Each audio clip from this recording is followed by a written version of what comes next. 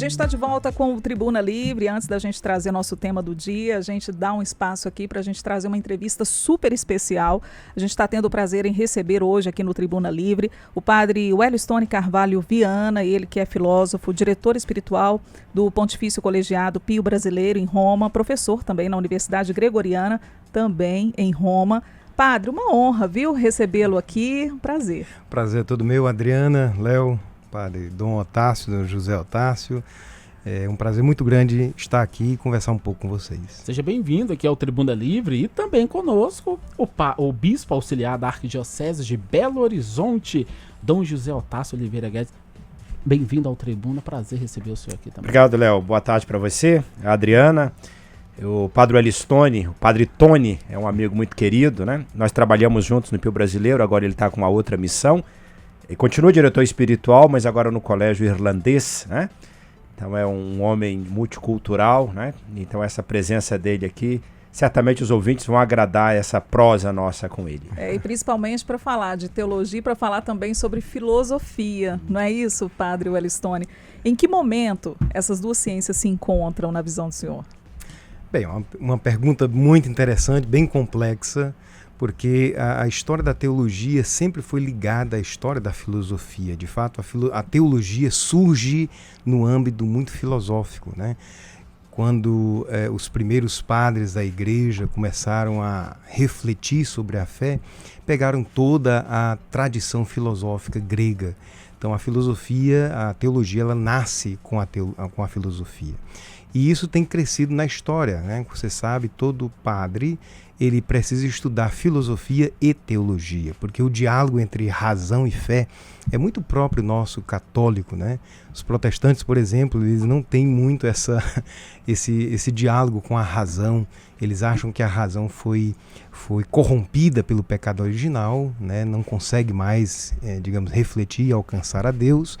Mas nós católicos sempre tivemos essa belíssima relação com a razão e a fé. Por isso, todo padre, ele estuda filosofia e depois teologia. Eu queria, entrando aqui, Adriana, permitir, uma coisa, padre Stone, é estudar filosofia como estudamos nós, né?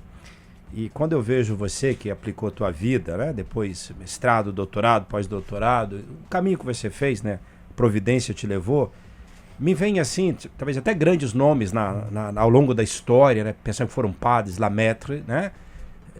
Pensamos aí Mendel, né? O geneticista, e pensar isso, esse lugar da ciência, né? Dentro como um padre. Como é que um padre se torna um filósofo, né, de expressão, né? Porque a Pontifícia Universidade Gregoriana, que a Adriana falou onde você leciona, é sem dúvida uma das maiores da Igreja Católica. Então você forma lá professores de ponta para o Brasil. Então daqui a pouco os nossos referenciais no Brasil serão seus alunos, né? Eu acho que seria interessante. Como é que é isso? Ou seja, uma coisa é a reflexão aqui mais básica nossa, outra coisa que leva um padre a ir tão longe assim na reflexão, no estudo. E o que isso acrescenta pessoalmente, eclesialmente, para a sociedade?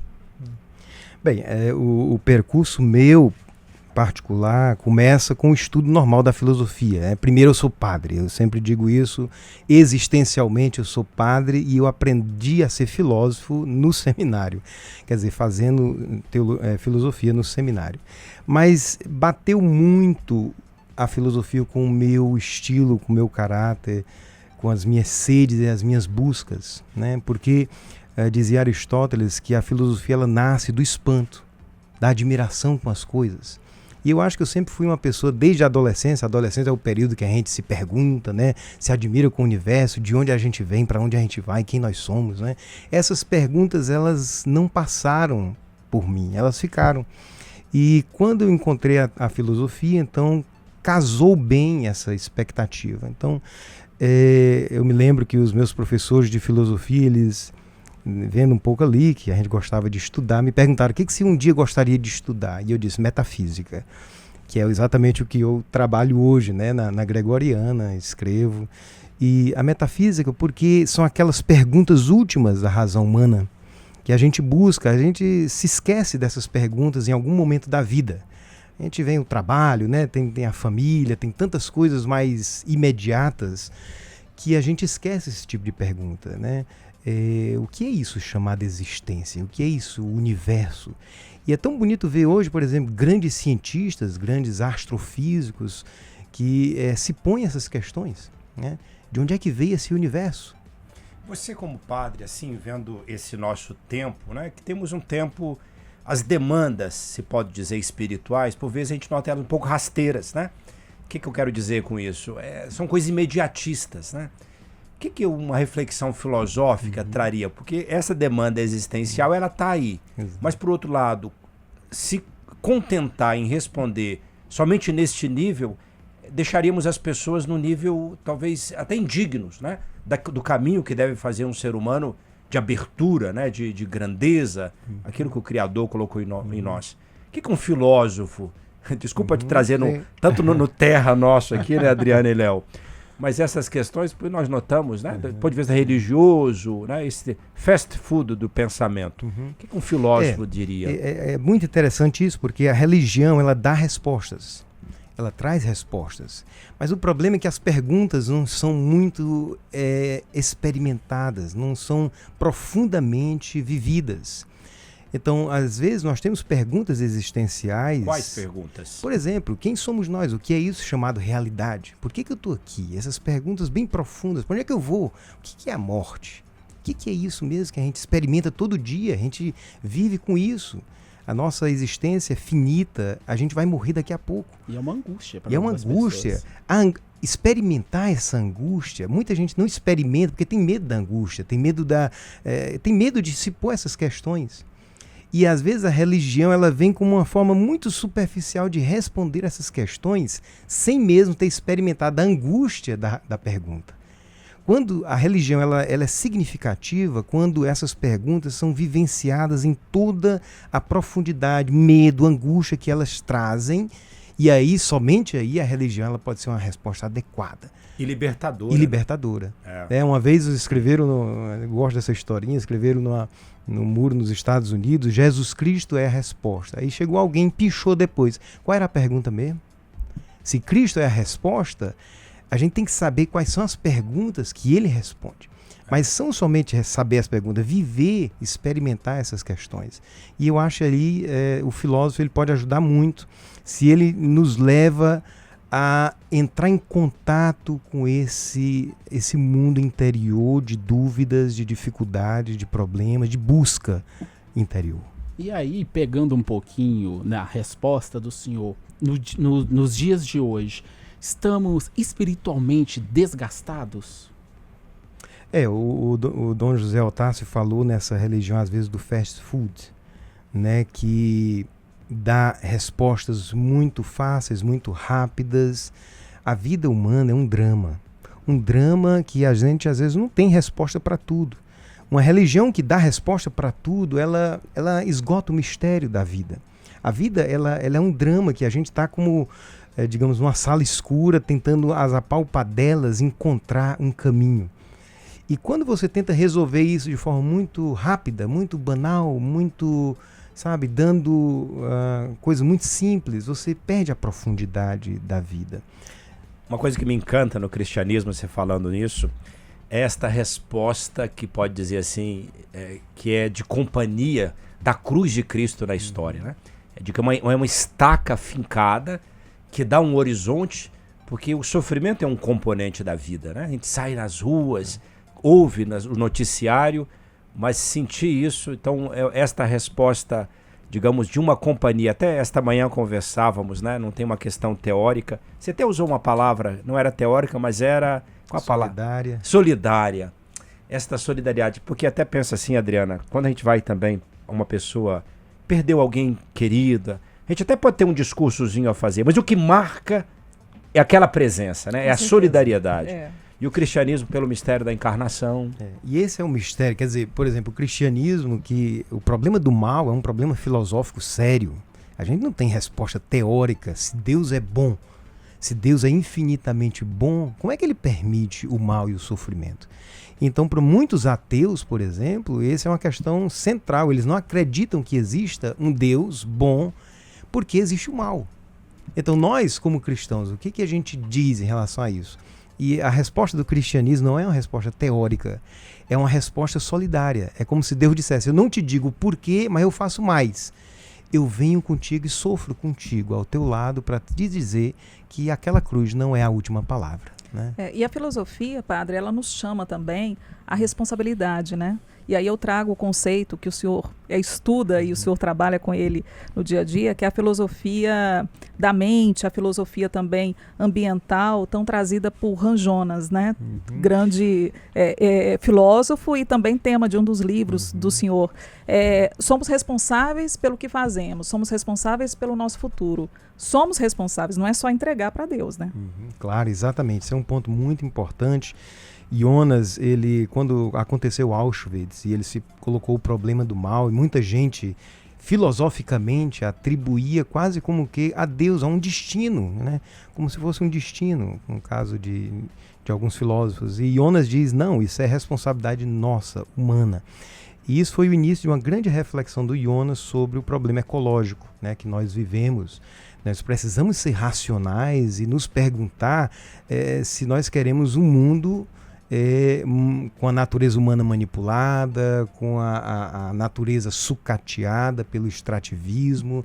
Quer dizer, temos que nos perguntar se as gerações futuras têm o direito de uma ecologia, de um mundo saudável. E essas perguntas para a técnica, né? Para a política e para a técnica. Nós precisamos orientar a técnica e não deixar o interesse, o egoísmo que nosso mercado tem, né, destruir às vezes tudo. Mas isso é uma reflexão que começou pelos anos 60, e Jonas foi muito importante. Hoje a gente cresceu um pouquinho mais nessa mentalidade, mas precisamos dar muitos passos. Eu me lembro quando eu fazia o doutorado e naquela época, há 20 anos, a China era um dos países mais poluidores, era visto como um país que acabava com a natureza, realmente. E nos últimos 10 anos, a China tem dado passos enormes em relação a isso, né? Colocando florestas em lugares desertos, né? Todo o mundo da energia solar, eólica e elétrica, né? Então isso tem mostrado passos de alguns governos. Agora é preciso se fazer muito, sobretudo aqui no nosso Brasil, com a nossa querida Amazônia. Nós sabemos que é preciso fazer muita coisa. Ao contrário de muita gente fala que igreja, religião é uma coisa e ecologia é outra, não. Estamos caminhando juntos, de mãos dadas, né? Agora, eu queria fazer uma pergunta para o senhor sobre em tempos de inteligência artificial, nessa transformação que estamos vivendo hoje. A filosofia ainda, ela é importante, ela está presente para ensinar a sociedade a viver de uma forma mais concreta? Como a Adriana falou, uma das minhas áreas chama-se filosofia da mente, que é exatamente a relação entre consciência e cérebro, né? O que é isso mesmo? O que é a consciência? Simplesmente são interações neuronais, é reduzida ao cérebro, isto é uma coisa simplesmente computacional, ou é algo imaterial, é algo para além do físico ou neuronal. Então é um problema muito sério na neurociência e na filosofia, e que tem, digamos assim, a repercussão muito direta no problema da inteligência artificial, porque há um grupo considerável que entende a inteligência simplesmente como uma dimensão computacional que pode ser reproduzida em máquinas, né? Então a pergunta que eu coloco sempre, que a inteligência artificial nos faz refletir, não é simplesmente o que nós podemos fazer com a máquina, mas é quem somos nós. O que é a nossa inteligência mesmo, que pode ser reproduzida? Nossa inteligência é simplesmente computacional, algo que faz binário simplesmente? Ou existe uma dimensão da inteligência para além dessa binariedade? Até alguém um dia me perguntou: você acha que um dia o ser humano vai ter, a máquina vai ter consciência como o ser humano tem? Eu disse: olha, primeiro tem que saber o que nós podemos fazer. Se um dia uma máquina for capaz de uma união mística com Deus, eu acho que aí eles vão estar fazendo o que a gente faz. Mas eu acho muito difícil, porque nós, seres humanos, somos infinitos, temos um poder infinito, e isso não dá para reproduzir na matéria, não dá para reproduzir na máquina. Esse é um espaço também que entra na tua reflexão, né? Então, o Padre Elistone chegou, digamos, aos píncaros da filosofia, agora ele está fazendo um caminho também de mestrado e também encaminhando um doutorado em teologia. Seria interessante esse aspecto também, a pergunta do André, né, sobre esta coisa da filosofia, sobre a inteligência e este espaço da mística, né, esse espaço da revelação. O que isso agrega, digamos, a um filósofo? Porque um filósofo, a gente pensou, ele pensa o real, né, pensa as coisas, e esse outro espaço de existência, o que agrega estudar teologia, ou esse horizonte da mística, se pode dizer? Otácio, essa relação está sendo bem confusa nos últimos tempos, né? A gente vê essa virada teológica da fenomenologia francesa, que depois de Heidegger, na realidade, com o problema da linguagem, o elemento místico tem entrado muito na filosofia, né? Inclusive até demais, eu diria.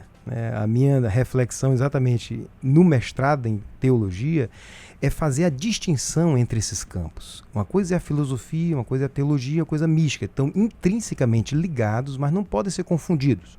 Por exemplo, hoje há uma tendência muito forte em transformar a teologia em mística. E é importante a gente saber que a teologia é um discurso racional, né, sobre a revelação, é uma reflexão sobre a revelação, não é mística. Pode levar e deve levar à mística, ao encontro amoroso com Deus, mas não é mística. Então, a distinção desses âmbitos eu acho que é muito importante, né? A ideia, só para responder rapidamente a sua pergunta, é essa, que é um processo que leva da filosofia à mística, da admiração racional pelo universo à união amorosa com o absoluto. Falando em distinção, distinguiu o André do Léo, né? Aqui nós estamos com o Léo. Perdão aí, tá bem, Léo? Que isso. Dom Tássio, a gente quer mais, né? Mas a gente precisa também encerrar nosso bate-papo. Padre Wellington, sempre que o senhor estiver aqui, o senhor vai passar por aqui, não vai? No Tribuna Livre? O senhor está convocado, tá? Pronto. O Otácio não me deu, o José Otácio não me deixa esquecer. Tá, Dom Tássio? Claro, perfeito. E o Dom Otácio também, sempre quando quiser vir ao Tribuna, está convocado. Pois é, e ainda mais agora... Gente, hoje eu quero ir no Tribuna. E convivendo mais próximo, né, com os senhores agora aqui na Catedral, aqui na Catedral Cristo Rei, a Rede Catedral que está tão linda, né, Padre Wellington? O senhor já conheceu muito aqui. Bonita. A gente estava discutindo, conversando um pouco como a arte... A beleza, a arte, o bem, a moralidade, o teatro, a teologia, está tudo junto aqui, né? E como a gente respira isso dos senhores, isso é muito importante para nós também, como comunicadores, como jornalistas, principalmente nessa missão, né, de estar numa TV católica, de estar numa rádio que tenha essa bandeira. Então, usufruir de tudo isso para nós é muito importante também. Dotas, obrigada, viu? Opa, com alegria, Adriana. Obrigado aí pelo carinho da acolhida. Padre, obrigado. Obrigado, Adriana. Obrigado, Léo. Obrigado, Dom José Otácio, pelo convite. Tá convocado, hein? Tá convocado para vir aqui no nosso Tribuna Livre, tá bom? Gente, olha só, nós vamos fazer um rápido intervalo e voltamos em instantes com muito mais para você aqui no Tribuna Livre, porque hoje nós vamos falar sobre autismo e inclusão, tá bom? Não saia daí, Tribuna Livre volta já.